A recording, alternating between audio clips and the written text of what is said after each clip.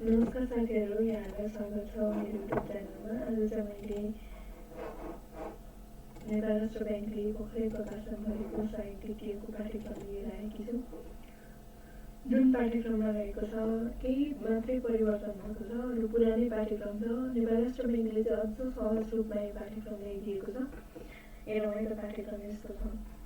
यो पाठ्यक्रम चाहिँ अब अस्ति भर्खर जसले सङ्गठित संस्थाहरूको परीक्षा पास गर्नुभएको छ उहाँहरूले मात्रै नेपाल राष्ट्र ब्याङ्क अब सङ्गठित संस्थाहरूमा खुल्ने विज्ञापनहरूमा चाहिँ जसले अस्ति प्रिटेस्ट पास गर्नुभएको छ उहाँले मात्रै दिन पाउनुहुन्छ। यो चाहिँ नेपाल राष्ट्र ब्याङ्कको सिलेबस यस्तो रहेको छ। सुरुमा त फर्स्ट पेपर छ। फर्स्ट पेपरमा बैंकिङ, लेखा, गणित र सूचना प्रविधि रहेको छ, जसमा 10वटा प्रश्न 5 मार्क्सका आउँछन् भने 5वटा प्रश्न 10 मार्क्सका आउँछन् र समय चाहिँ पहिलाको जस्तै कुनै खबर भएको छैन। समयमा 2 घण्टा 30 मिनट रहेको छ। त्यसै गरी अर्थशास्त्र, व्यवस्थापन तथा कानुन भनेर सेकेन्ड पेपर भनेको छ। यसबाट चाहिँ 8वटा प्रश्न 5 मार्क्सको आउँछ भनेदेखि 6वटा प्रश्न चाहिँ 10 मार्क्सको आउँछ। समय यो नै हो, 2 घण्टा 30 मिनट। त्यसै गरी अन्तर्वार्ता 30 मार्कको राखेको छ। यहाँ भनेको पनि छ, सङ्गठित संस्थाको पदपूर्तिका लागि आयोगबाट लिइने सबै सङ्गठित संस्थाको प्राविधिक तर्फका 37 द्वितीय श्रेणी खर्दा र सो सरह वा चौथो तह सो सरह पदको खुल्ला प्रतियोगितात्मक लिखित परीक्षाको पूर्व योग्यता परीक्षा प्री क्वालिफाइङ एक्जामिनेसन बाट छनौट भएका उम्मेदवारहरूलाई मात्र यो पाठ्यक्रम योजना लिखित सेवा समूह श्रेणी र पदका लागि सञ्चालन हुने यस परीक्षामा सहभागी हुन पाउनेछन् भनेर भनेको छ। र अर्को कुरा चाहिँ लिखित परीक्षाको माध्यम चाहिँ नेपाली वा अङ्ग्रेजी अथवा दुवै, नेपाली र अङ्ग्रेजी दुवै हुनेछ भनेको छ। त्यसै गरी लिखित परीक्षाको प्रश्नपत्रको माध्यम भाषा नेपाली र अङ्ग्रेजी दुवै हुनेछन् भनेको छ। प्रथम पत्र र द्वितीय पत्रको परीक्षा छुट्टा छुट्टै हुने भए त्यो दिन हुँदैन। परीक्षामा सोधिने प्रश्न सङ्ख्या, अङ्क र अङ्कभार सम्बन्धित पत्र विषयमा तोकी अनुसार नै हुनेछन् भनेर भनिएको छ। त्यसै गरी विषयगत प्रश्न भागमा प्रत्येक खण्डका लागि छुट्टा छुट्टै उत्तर पुस्तिकाहरू हुनेछन्। उत्तर पुस्तिकाको उम्मेदवारले प्रत्येक खण्डका प्रश्नको उत्तर सोही खण्डको उत्तर पुस्तिकामा लेख्नुपर्नेछ भनेको छ। पाठ्यक्रम स्वीकृति मिति चाहिँ 82/7/24 हो। त्यसै गरी फर्स्ट पेपरमा खासै केही परिवर्तन गरेको छैन, जसमा ब्याङ्किङ 40 मार्कको लागि रहेको छ। यसमा 2वटा क्वेसन चाहिँ 5 मार्क्सको लागि सोधिन्छ भने 3वटा प्रश्न चाहिँ 10 मार्क्सको लागि सोधिन्छ। 10 मार्क्सको हिसाबले हेर्ने भन्दाखेरि चाहिँ यो एकदमै महत्त्वपूर्ण पनि हो।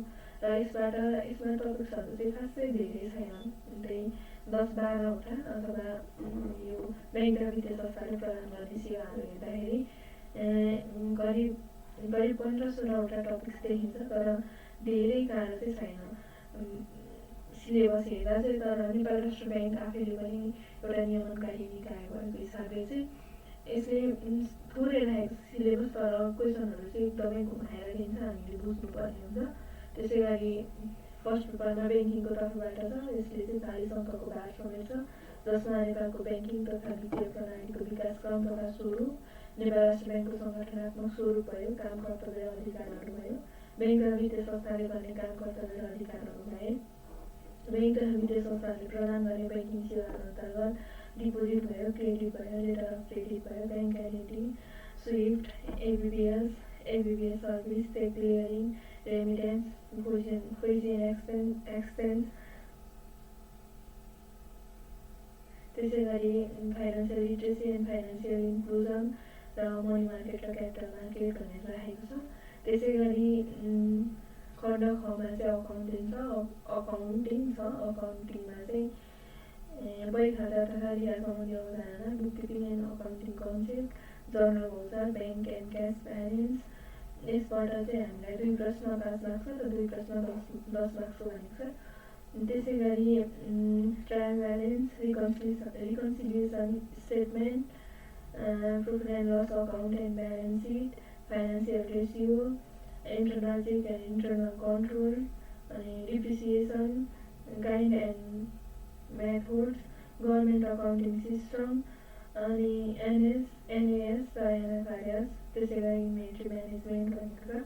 त्यसै गरी खण्ड सीमा चाहिँ गणित राखेको छ। यसमा खासै गाह्रो छैन, unitary method, trial and hold, interest calculation, simple and compound, profit and loss, discount and commission, area and measurement, mean, median, mode, standard deviation, data collection, analyzing and recording, price index भनेर राखेको छ। त्यसै गरी अब अर्को चाहिँ कम्प्युटरबाट छ। कम्प्युटर अन्तर्गत चाहिँ Nepal Rastra bank IT guidelines and code of conduct, त्यसै गरी अफिस सिस्टम छ, त्यसै गरी computer operating system, window, Linux, Unix, general information of database, IT security, concept of internet, internet and extranet and email भनेर सोधेको छ। यसमा चाहिँ 5वटा टपिक्सहरू राखेको छ कम्प्युटर अन्तर्गत चाहिँ। त्यसै गरी प्रश्न चाहिँ 10 मार्क्सको राखेको छ, 2वटा छोटो प्रश्न लगाउने भनेर राखेको छ। अब त्यसै गरी फर्स्ट पेपर सक्यो। फर्स्ट पेपर त्यस्तो गाह्रो छैन, पहिलेकै कुराहरूमा केही चेन्ज गरेको छ। जस्तो यो प्राइस इन्डेक्सको चाहिँ पहिलाको सिलेबसमा थिएन, अहिले सिलेबसमा राखेको छ। अरू त प्रायः उस्तै नै छ, केही परिवर्तन भएको छैन। अब त्यसै गरी सेकेन्ड पेपरमा चाहिँ थोरै केही थप वर्डहरू गरेको छ। सेकेन्ड पेपरमा चाहिँ अझ सहज बनाइदिएको छ, किनकि कानुनको हिसाबमा चाहिँ कानुन सबै पढ्नु नपर्ने भनेर दिएको छ।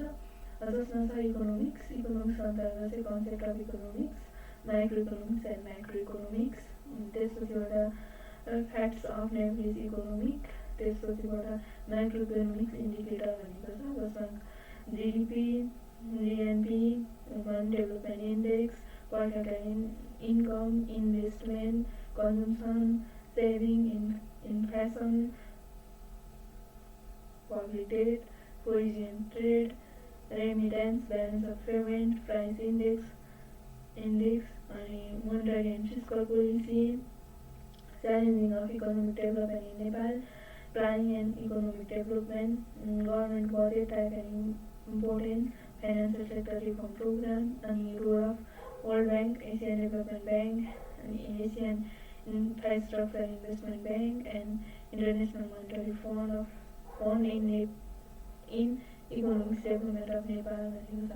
त्यसै गरी म्यानेजमेन्टकोमा पनि खासै केही परिवर्तन गरेको छैन, जसमा management concept, principle and function, leadership, communication, supervision, monitoring and control, management ethics भनेर राखेको छ। त्यसै गरी सेकेन्डमा चाहिँ human resource management concept and function, performance appraisal and reward system, motivation, Nepal Rastra Bank employee service bylaws, अनि त्यसै गरी concept of industrial relationship, cause and settlement of disputes, trade union collective bargaining, त्यसपछि एउटा office record and record management, filing and indexing, letter and टिप्पणी, memo writing, त्यसै गरिएको छ। यसबाट चाहिँ जम्मा